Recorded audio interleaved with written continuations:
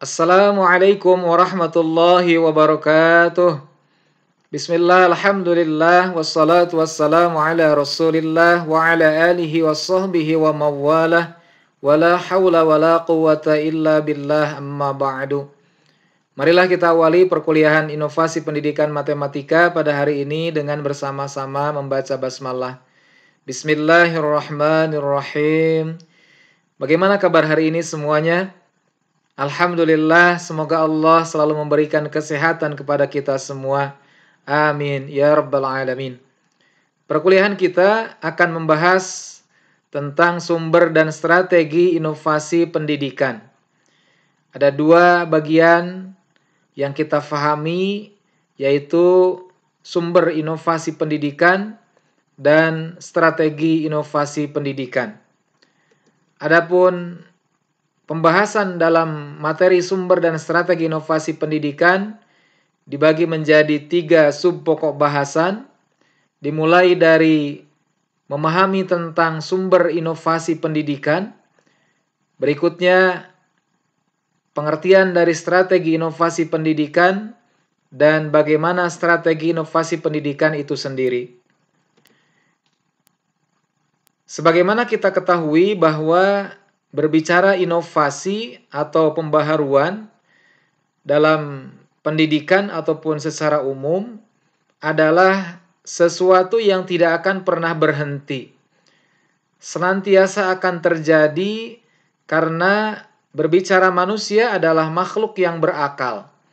Dengan akal pikirannya, maka manusia menggunakan itu untuk bisa bagaimana menyelesaikan persoalan-persoalan dalam hidupnya dan kemudian mendapatkan kemanfaatan berupa hasil dari berpikirnya adalah sesuatu yang lebih baik. Dan juga manusia sebagai makhluk sosial yang tentunya sedikit banyaknya akan memberikan pengaruh untuk selalu bagaimana bisa berinteraksi dengan lingkungan yang lain. Maka inovasi terjadi dikarenakan sumber-sumber inovasi yang menyebabkan adanya inovasi. Jadi di sini kita akan memulai pembahasan ini dengan sumber-sumber inovasi. Adapun sumber inovasi pendidikan, ini bisa menjawab dari pertanyaan dari manakah inovasi pendidikan dimulai. Maka secara garis besar ada 2 dimensi yang bisa menjadi sumber inovasi dalam pendidikan, yaitu dimensi individu dan juga dimensi organisasi atau lembaga. Adapun keinovatifan terjadi pada individu jika memiliki sifat, diantaranya ada 6 sifat yang harus dimiliki oleh seorang individu jika individu itu akan menjadi individu yang inovatif. Di antaranya adalah yang pertama progresis, yaitu individu yang mempunyai sifat menginginkan perubahan. Individu yang dinamis, tidak statis, tidak suka dengan suatu kondisi yang sudah berjalan kemudian tidak ada sesuatu yang menantang baginya. Maka disinilah sifat yang harus dimiliki oleh seorang individu ketika mau menjadi individu yang inovatif, yaitu mempunyai keinginan untuk berubah, atau individu ini adalah individu yang dinamis. Kemudian yang kedua adalah high drives, yaitu mempunyai rasa ingin tahu yang tinggi. Kemudian dia berusaha untuk selalu mencoba sesuatu, dan ini berdasarkan dari rasa ingin tahunya. Kemudian yang ketiga adalah individu mempunyai sifat eksperimental, yaitu individu yang senantiasa suka untuk meneliti atau menguji cobakan sesuatu. Jadi kalau melihat sesuatu yang baru baginya, dia menjadi penasaran untuk menguji cobakannya.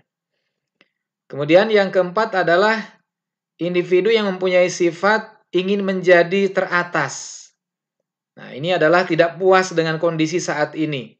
Ini yang bisa menjadikan individu mempunyai sifat yang inovatif. Kemudian juga individu yang mempunyai keinginan untuk menjadi pemandu yang terdepan. Ya, Scouts, Advanced Scouts. Jadi individu yang mempunyai sifat selalu ingin di depan. Kemudian yang keenam adalah individu yang inovatif adalah individu yang memiliki sifat semangat untuk mengadopsi, yaitu mudah menerima sesuatu yang baru yang dirasa memberikan manfaat lebih terhadap diri dan lingkungannya. Nah, ini adalah gambaran dari 6 sifat yang harus ada dimiliki oleh seorang individu yang inovatif. Adapun 3 lainnya adalah individu yang inovatif ini diharapkan bisa memiliki sifat yang 6 tadi, selain itu tidak memiliki sifat 3 di antara lainnya, yaitu sifat malas, drowns. Kemudian sifat sempit atau picik dalam berpikir. Ya, jadi berpikir sempit ketika yang sudah diketahuinya seolah-olah sudah tidak berupaya untuk terbuka dengan berpikir atau pemikiran yang baru. Kemudian juga individu yang tidak memiliki sifat keras kepala dalam menerima inovasi. Jadi ketika ada inovasi yang datang, dia keras kepala, tidak bisa menerima. Bagaimana caranya apapun yang sudah diusahakan oleh inovator ataupun barangkali teman-temannya untuk bisa meyakinkan dirinya agar menerima inovasi. Nah, individu ini adalah individu yang keras kepala. Artinya tidak mudah menerima sesuatu yang baru. Nah, ini adalah 3 sifat yang harus dihindari pada diri suatu individu yang memang ingin mempunyai keinovatifan. Nah, ini adalah pendapat dari Rogers dalam bukunya di halaman 242. Adapun yang kedua, sumber inovasi pendidikan, untuk menjawab dari manakah inovasi itu bisa dimulai, maka selain dari individu yang mempunyai sifat yang positif tadi yang 6 dan tidak memiliki sifat yang negatif yang 3, menurut pendapat Rogers, maka yang kedua adalah keinovatifan bisa terjadi pada organisasinya atau pada lembaganya. Hal ini dapat dilihat dari 3 segi yang dipengaruhi oleh yang pertama karakteristik pimpinan atau leaders dan juga individu-individu tertentu sebagai inovator dalam organisasi atau lembaga tersebut. Jadi dibutuhkan karakteristik yang dimiliki oleh anggota dari organisasi ini atau anggota dari lembaga sistem sosial ini yang mempunyai jiwa leaders. Ya, leader atau kepemimpinan di mana pimpinannya dan individu-individu tertentu yang bisa memposisikan dirinya sebagai inovator. Kemudian yang kedua adalah karakteristik dari internal struktur organisasinya dan yang ketiga adalah dari eksternal organisasi. Nah, ini adalah keinovatifan pada suatu organisasi atau lembaga bisa dilihat dari segi karakteristik yang ada pada 3 hal. Ya, ini juga menurut pendapat Rogers dalam halaman yang berbeda yaitu di halaman 360. Ya, jadi karakter pimpinan dan individu-individu anggota sistem yang memposisikan sebagai inovator, kemudian internal dari struktur organisasinya bisa berjalan dengan baik dan juga dipengaruhi oleh eksternal organisasi. Nah, hal ini bisa kita lihat dalam sebuah diagram.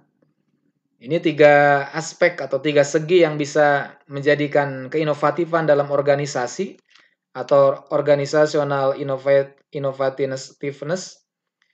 Yang pertama adalah leaders karakteristik. Ya, jadi individu yaitu adalah dimulai dari leadernya, dari pimpinannya, karakteristik pimpinan, yang mana ini menjadi sumber inovasi dalam sebuah organisasi, yaitu sikap untuk melakukan sebuah perubahan. Maka ini adalah sikap yang positif.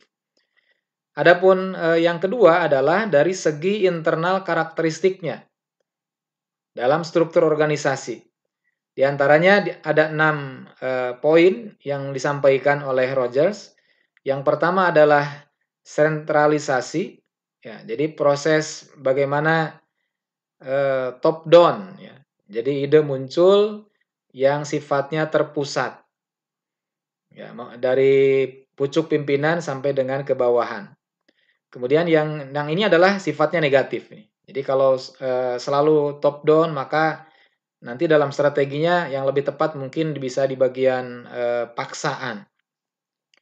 Nah, adapun yang kedua adalah complexity. Jadi kompleksitas dari struktur organisasi ini positif.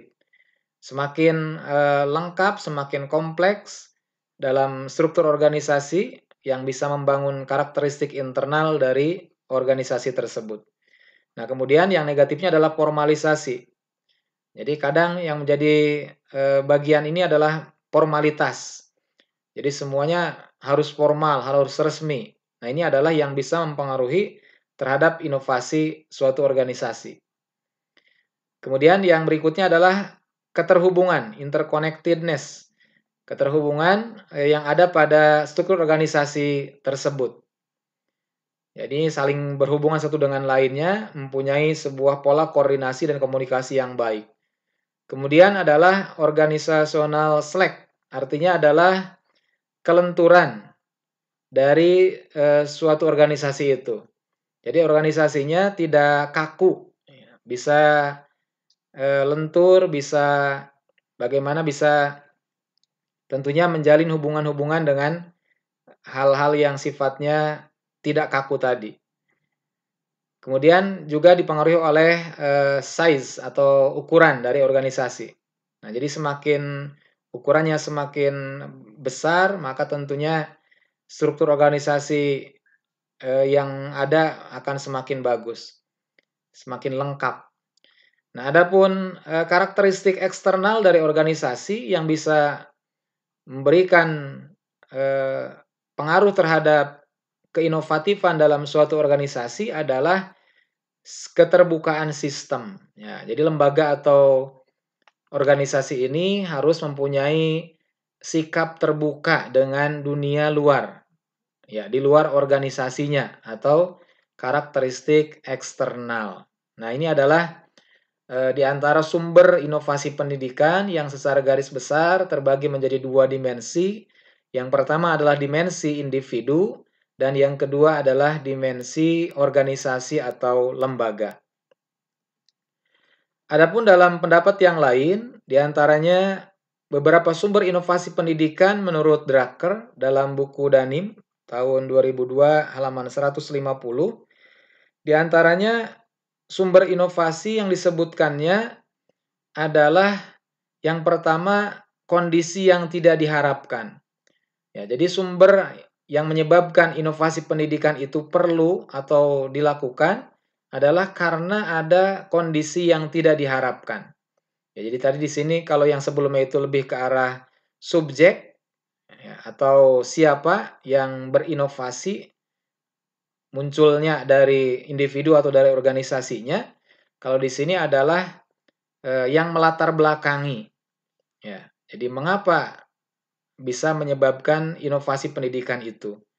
Maka kondisi yang tidak diharapkan ini akan menjadikan sebab munculnya suatu inovasi dalam pendidikan, yaitu kondisi yang tidak sesuai dengan yang diharapkan. Misalkan mutu pendidikan yang rendah, ya, mutu layanannya rendah, dana dalam pengelolaannya yang tidak efisien, kemudian SDM yang kurang profesional, dan sebagainya. Jadi kondisi-kondisi yang tidak diharapkan terjadi, maka ini bisa menjadi sumber inovasi pendidikan. Kemudian yang kedua adalah munculnya ketidakwajaran, yaitu pada saat proses pendidikan ataupun hasil dalam pandangan stakeholder ataupun dalam pandangan sasaran inovasi itu merasakan tidak wajar. Ya, dari prosesnya, kemudian hasilnya, maka ini bisa menjadikan munculnya atau menjadi sumber inovasi pendidikan. Termasuk misalkan dalam prosedur administrasi pendidikan yang berbelit. Ya. Jadi mulai mau ketemu sama kepala sekolah misalkan harus melalui tahapan-tahapan yang prosedural secara administratif. Nah, maka ini pun bisa menjadi eh, sumber inovasi pendidikan, termasuk juga fasilitas. Ya, ketika ketersediaan fasilitas, sebagaimana yang kita pahami sebelumnya, yang menjadi bagian karakteristik sasaran pendidikan atau sasaran inovasi pendidikan, juga di dalamnya ada fasilitas. Maka bagian ini ketika ketidakwajaran fasilitas, maka bisa menyebabkan sumber inovasi pendidikan, ya, atau menjadi sumber inovasi pendidikan. Kemudian adalah bisa disebabkan sumber inovasi pendidikan yang lain, yaitu kebutuhan yang muncul dalam proses. Ya, dalam proses berlangsungnya pendidikan, misalkan dibutuhkan hal-hal yang sifatnya menunjang keterlaksanaan proses pendidikan itu sendiri. Maka kebutuhan yang muncul dalam menjalankan proses itu adalah menjadi sumber inovasi pendidikan. Ya, misalkan ketika proses pendidikan berlangsung dengan penerapan PJJ ataupun daring, maka tentu membutuhkan kebutuhan yang dalam prosesnya, yaitu misalkan ketersediaan akses internet. Nah, ini adalah inovasi pendidikan muncul dari sumbernya adalah kebutuhan yang dalam proses berlangsungnya. Kemudian yang berikutnya adalah karena perubahan dalam struktur industri atau pasar. Ya, jadi ketika dinamika eksternal ini mempengaruhi terhadap inovasi yang ada di dalam pendidikan. Kemudian juga kondisi demografis, yang mana kondisi demografis atau kependudukan ini akan mempengaruhi terhadap perilaku individu peserta didik. Ya, baik yang sifatnya keterbatasan ataupun mungkin terkait dengan ketersediaan fasilitas untuk bisa menyesuaikan dengan peserta didik yang tentunya sangat dipengaruhi oleh kondisi demografisnya. Juga bisa ketika alat peraga yang digunakan tentu bisa dengan inovasi dalam pengembangan alat peraga itu bisa mengambil dari alam yang sifatnya alam terbuka. Maka kondisi demografis juga mempengaruhi. Kemudian sumber inovasi pendidikan yang lain adalah adanya perubahan persepsi, ya, perubahan suasana dan perubahan makna. Dan yang terakhir adalah tentu yang bisa menjadi sebab atau sumber inovasi pendidikan adalah new knowledge, yaitu pengetahuan yang baru. Jadi tentu dengan kemudahan informasi yang hari ini ada, berbagai macam sumber bacaan, sumber informasi termasuk dalam forum-forum ilmiah, pelatihan, ataupun bahkan secara luas dalam internet, maka itu bisa menyebabkan terjadinya inovasi dalam pendidikan atau bisa menjadi sumber inovasi pendidikan itu sendiri. Nah, itu adalah 7 di antara sumber inovasi pendidikan yang disampaikan berdasarkan pendapat yang kedua, yaitu pendapat dari Drucker. Adapun yang berikutnya, dalam pendapat yang lain, sumber inovasi pendidikan yaitu dilihat dari paradigma perubahan sosial. Ini menurut pendapat dari Rogers dan Schumacher. Ya, beliau menyampaikan bahwa ada 2 garis besar dari sumber inovasi pendidikan ataupun secara umum adalah sumber terjadinya inovasi atau perubahan, yaitu berdasarkan dari sumber kebutuhannya, dan yang kedua adalah dari sumber atau asal idenya. Nah, adapun sumber kebutuhannya adalah dari dalam, ya, yaitu yang dirasakan oleh internal anggota sistem sosial, dan yang dari luar atau eksternal yang diamati oleh agen pembaharu dari luar sistem, ya, dari luar anggota sistem sosial atau organisasi itu.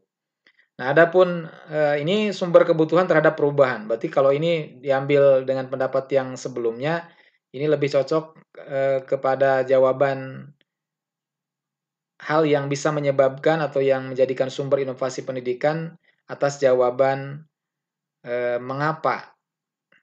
Nah, adapun yang jawaban siapa, nah ini berarti sumber asal ide barunya.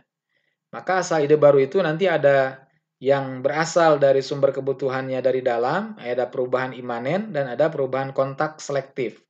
Dan ada yang berasal sumber kebutuhannya dari luar, yaitu perubahan imanen diinduksi dan perubahan kontak yang terarah.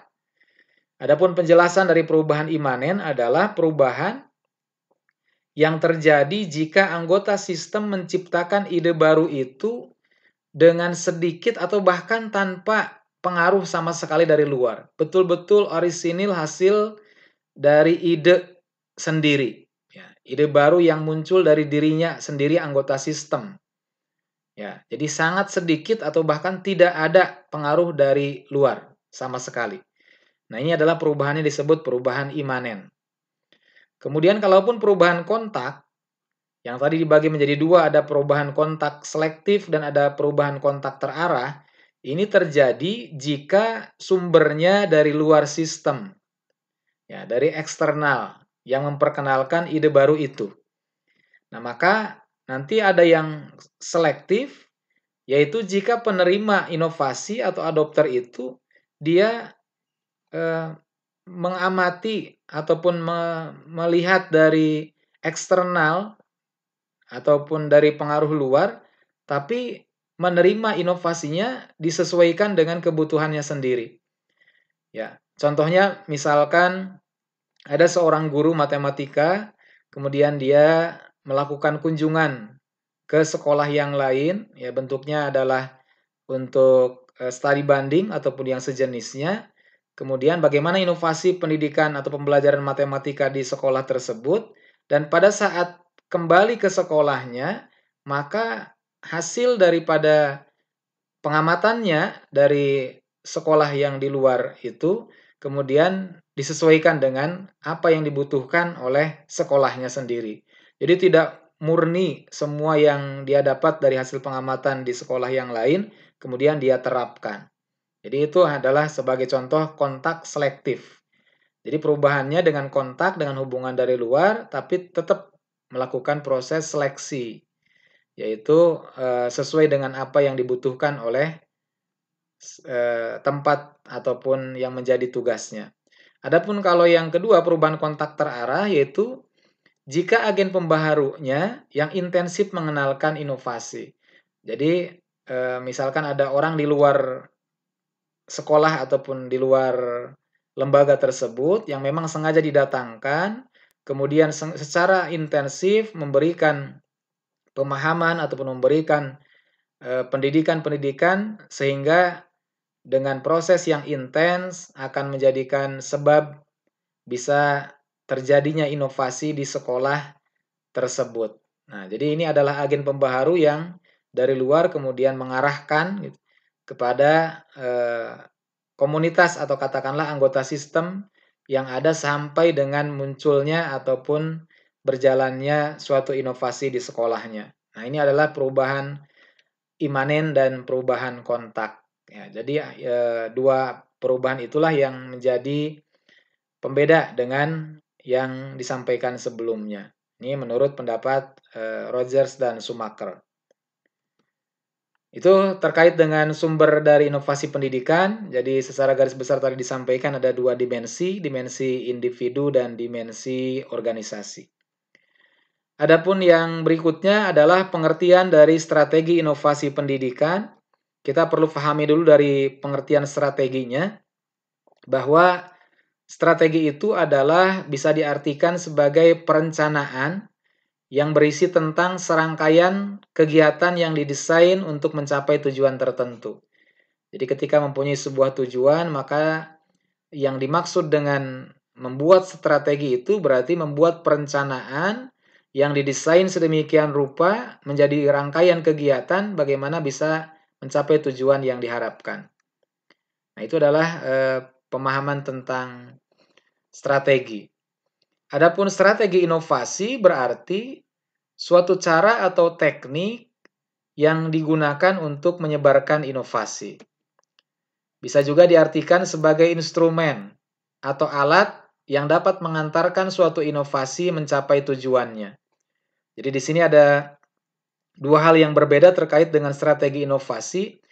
Yang pertama adalah bagaimana cara atau teknik menyebarkan inovasi yang nanti akan kita bahas dalam proses difusi dan diseminasi inovasi.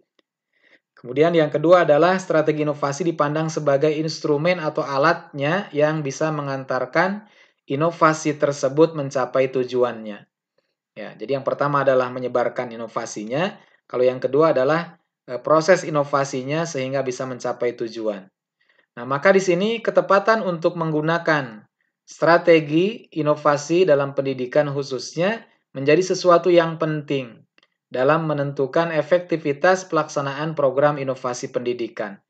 Meskipun dalam pemilihan strategi inovasi ini tidaklah mudah, karena harus didasarkan kepada sasaran inovasi pendidikan atau bahkan permasalahan-permasalahan yang muncul di dalam baik dalam penyebaran inovasi atau difusi diseminasi itu ataupun dalam mengantarkan inovasi mencapai tujuan. Nah, jadi di sini ketepatan sangat menentukan terhadap efektivitas dalam pelaksanaan program inovasi. Adapun strategi inovasi pendidikannya menurut Safarudin adalah tahapan-tahapan kegiatan yang dilaksanakan untuk mencapai tujuan inovasi pendidikan. Ini berdasarkan pendapat yang disampaikan yang sebelumnya tentang strategi. Jadi serangkaian tahapan-tahapan kegiatan yang dilakukan untuk bisa mencapai tujuan dari inovasi pendidikan. Dan tentu dalam penentuan atau pemilihan strategi inovasi pendidikan yang menjadi poinnya adalah bagaimana yang digunakan itu nanti yang paling baik adalah terletak pada kontinum dari tingkat yang paling rendah atau paling sedikit tekanannya atau paksaannya ke arah yang paling kuat tekanan dari luar. Ya, jadi jangan langsung kepada yang sifatnya tekanan atau paksaan dari luar, tetapi justru yang dimulainya dari tingkat yang paling sedikit tekanan atau paksaan. Ini adalah strategi inovasi yang perlu dilakukan. Sehingga bisa disimpulkan bahwa strategi inovasi pendidikan itu adalah rancangan perencanaan dalam pembaharuan pendidikan. Nah, itu adalah inovasi pendidikannya, intinya adalah pembaharuan pendidikan agar tujuan pendidikan dapat tercapai secara maksimal.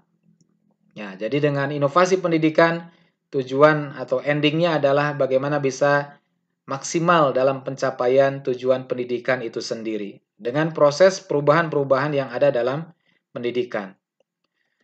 Nah, jadi kalau digambarkan dengan skemanya, kita lihat dari yang arah sebelah kiri ini, bahwa tadi yang menjadi tolak ukurnya, kontinum yang kita bisa lihat ini adalah tekanan yang paling lemah, yang dari sebelah kiri ini, sampai dengan tekanan yang paling kuat.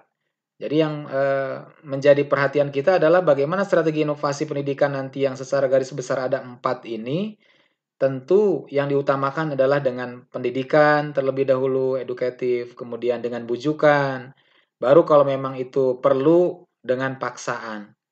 Dan kesemua ini tentu tidak akan lepas dari strategi fasilitatif. Jadi ini 4 strategi yang tentu akan menjadi bagian penting dalam penerapan strategi inovasi pendidikan.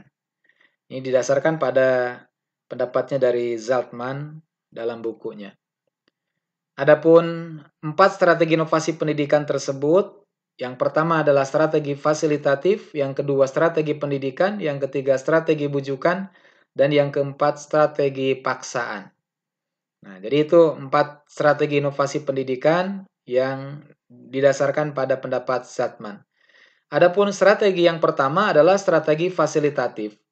Strategi fasilitatif akan bisa berjalan efektif jika memenuhi di antara kondisi yang 5 ini.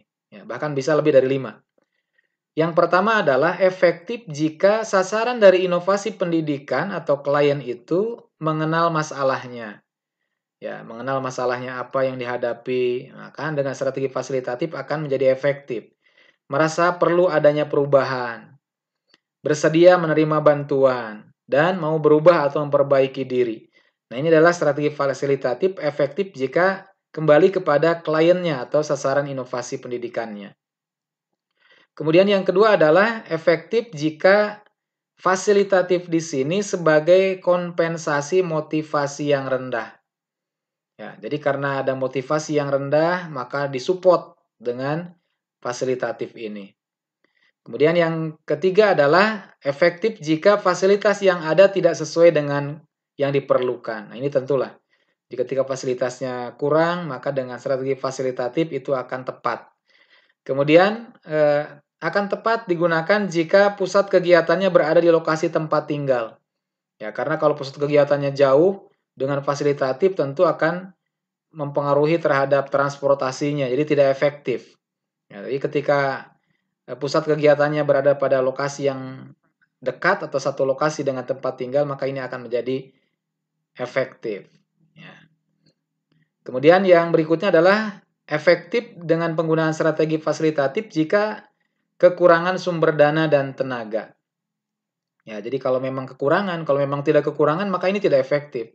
Ya, sumber dananya banyak, tenaganya banyak, maka dengan fasilitatif tentu tidak akan menjawab terhadap persoalan dalam inovasi pendidikan tersebut.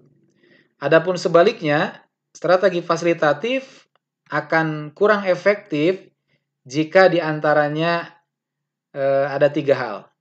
Yang pertama adalah digunakan pada kondisi klien yang sangat kurang, menantang adanya inovasi. Ya, kliennya statis, tidak suka tantangan, sangat kurang. Nah, kemudian yang kedua adalah karena perubahan yang diharapkan berjalan dengan cepat.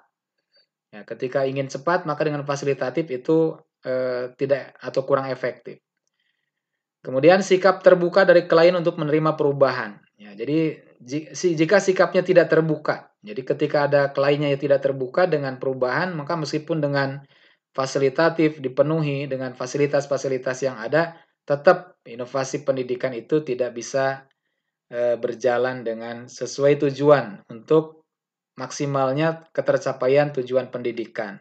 Karena dengan fasilitatif, ya dengan fasilitasnya yang kemudian dia terima, tapi kemudian tidak menjalankan inovasinya, maka bisa menjadi mubazir. Itu adalah strategi fasilitatif akan menjadi kurang efektif. Yang kedua adalah strategi pendidikan. Nah, strategi pendidikan di sini adalah disebutnya re-education. Ya, karena bukan yang dimaksud pendidikan sebagaimana ketika dalam tahap keputusan inovasi. Proses keputusan inovasi kan ada dengan proses pendidikan. Nah, maka di sini adalah strategi pendidikan yang dimaksud bagaimana dengan memberikan yang sifatnya informasi-informasi tentang fakta, ya pencerahan-pencerahan dengan sosialisasi dari suatu inovasi tersebut, itulah yang dimaksud dengan strategi pendidikan. Ya, akan efektif jika yang pertama adalah perubahannya tidak harus terjadi dalam waktu yang singkat.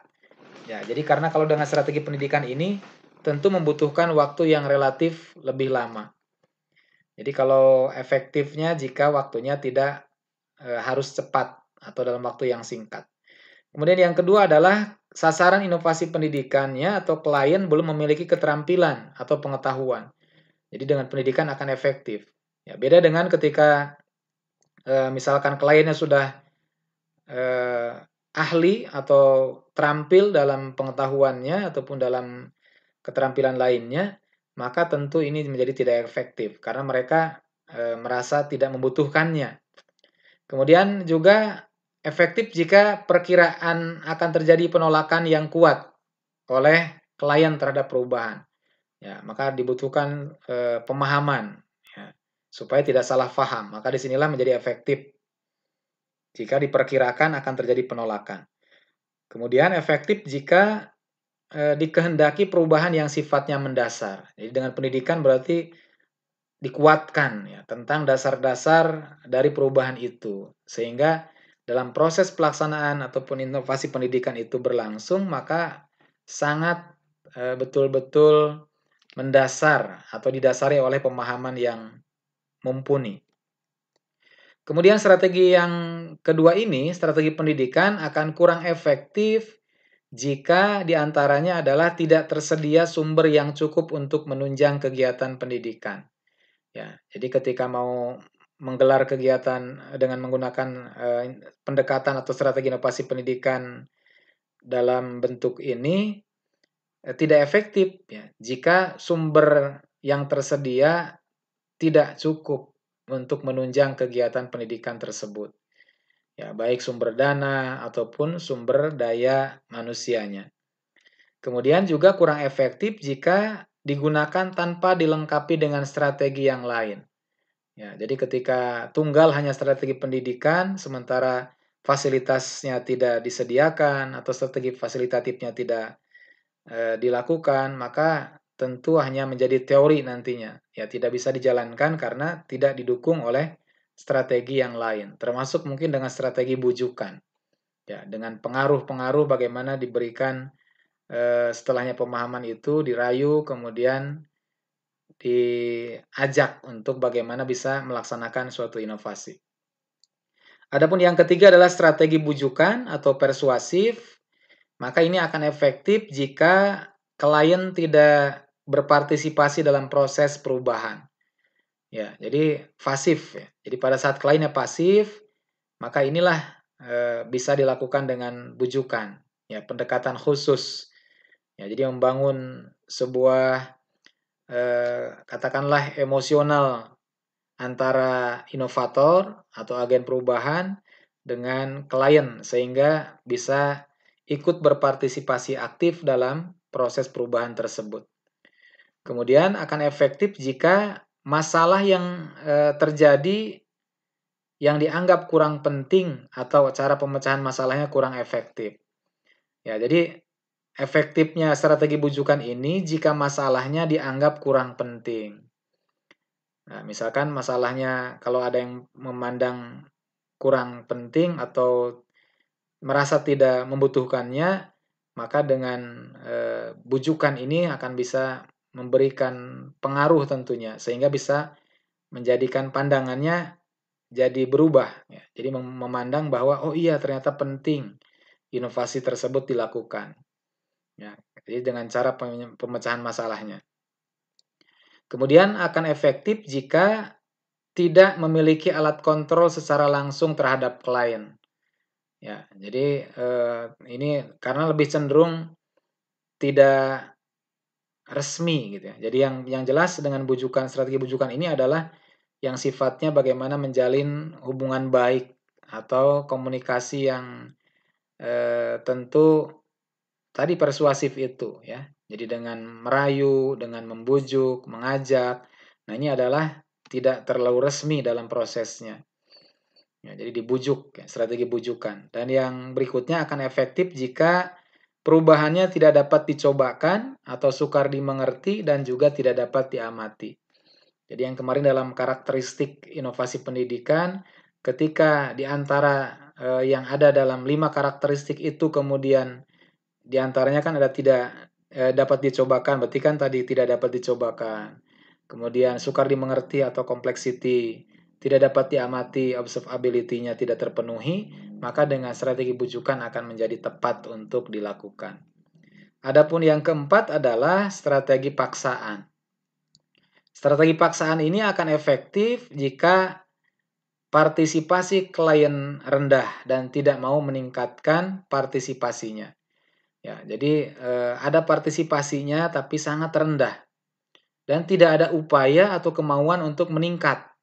Maka ini harus dipaksa.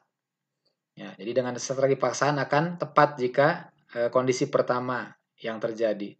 Kemudian juga bisa tepat jika klien tidak menyadari perlunya perubahan.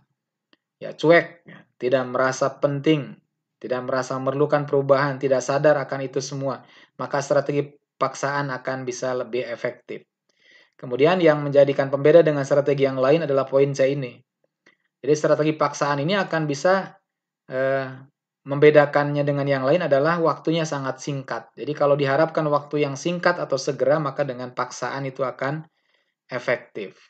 Ya, kalau pendidikan tadi relatif waktunya lama, kemudian dengan fasilitatif juga sama ya. Jadi kalau fasilitatif kemudian waktunya sebentar kan tidak nanti bisa tadi dikatakan mubazir ya, tidak efisien.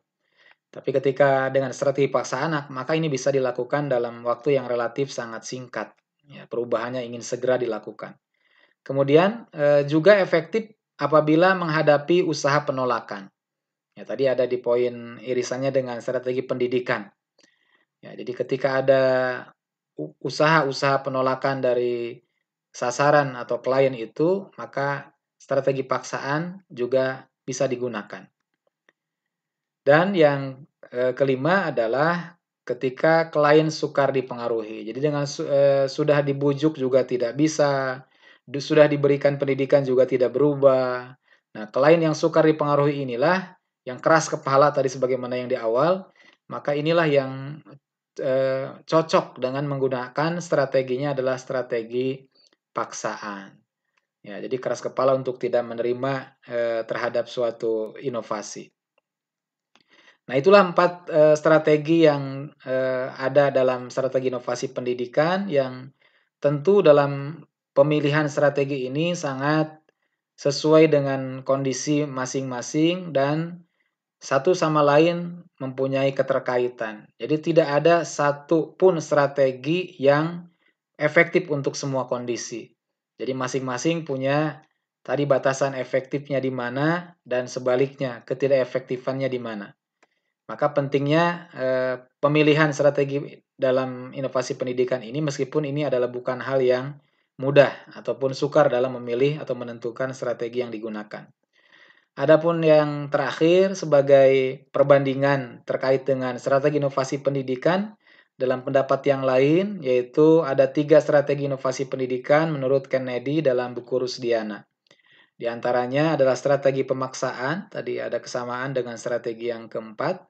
Kemudian ada strategi empiris rasional, bahwa strategi yang digunakan adalah ketika inovasi itu harus rasional dan bisa diempiriskan atau dilakukan, dipraktekkan. Dan juga adalah strategi normatif reedukatif. Jadi pendidikan yang berulang-ulang. Pendidikan berulang-ulang secara normatif, dan ini adalah menjadi bagian yang tadi beririsan dengan strategi yang kedua.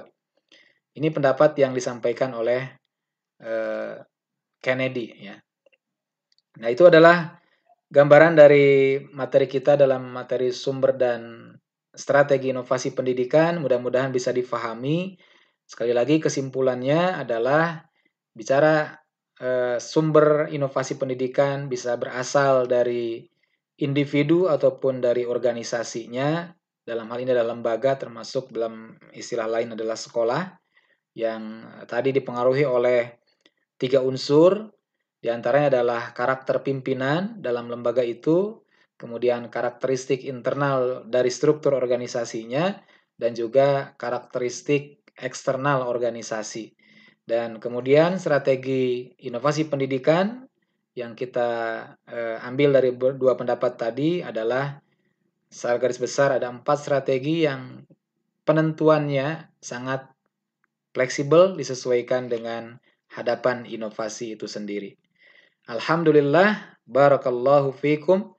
Wassalamualaikum warahmatullahi wabarakatuh.